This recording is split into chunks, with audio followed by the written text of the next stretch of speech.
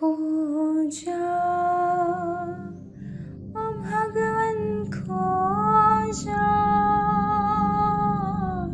खो जा भगवन खो जा। तुम मेरे नाथ हो, तुम हो सहारा,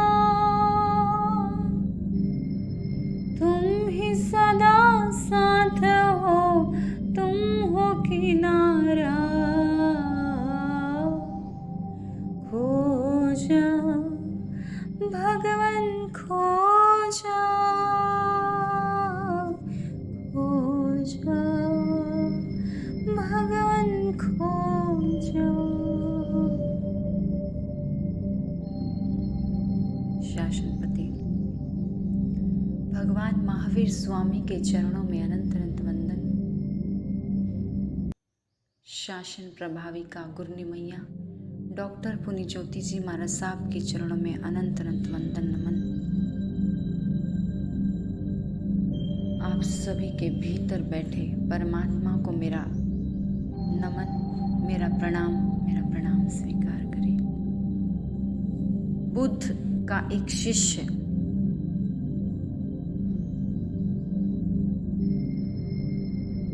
मोगलायन एक रास्ते से गुजर रहा है।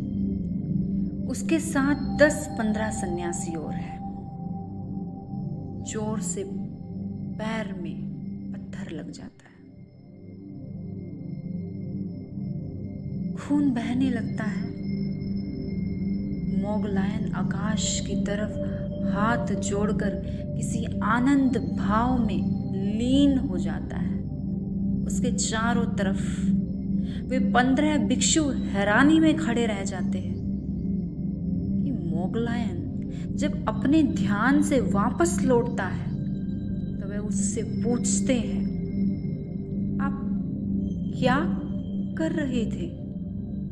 पैर में चोट लगी, पत्थर लगा, खून बहा और आप कुछ ऐसे हाथ जोड़े थे जैसे किसी को धन्यवाद दे रहे हो। मोगलायन ने कहा, बस यह एक ही मेरा विष का बीज और बाकी रह गया था। मारा था किसी को पत्थर कभी, आज उससे छुटकारा हो गया। आज नमस्कार करके धन्यवाद दे दिया प्रभु को कि अब मेरे कुछ भी बोए हुए बीज ना बचे, ये आखिरी फसल समाप्त हो गई।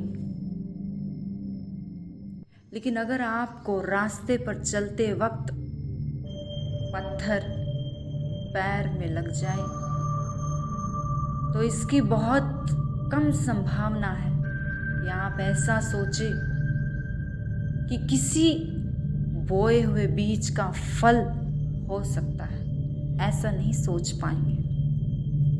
संभावना यही है कि गली या रास्ते पर पड़े हुए पत्थर को भी आप एक गाली जरूर देंगे, पत्थर को भी, और आप कभी ख्याल भी ना करेंगे कि पत्थर को दी गई गाली भी फिर बीज बो रहे हैं। पत्थर को दी गई गाली भी बीज बनेगी। सवाल यह नहीं किसको गाली दी, सवाल यह है कि आपने गाली दी, वापस लौटेगी। यह बहुत बहुत महत्वपूर्ण नहीं है कि किसको गाली दी, गाली वापस लौटेगी। बात को ठीक से समझना। कहने का अर्थ 100 बातों की एक बात कि अगर कोई आपका अपमान करता है,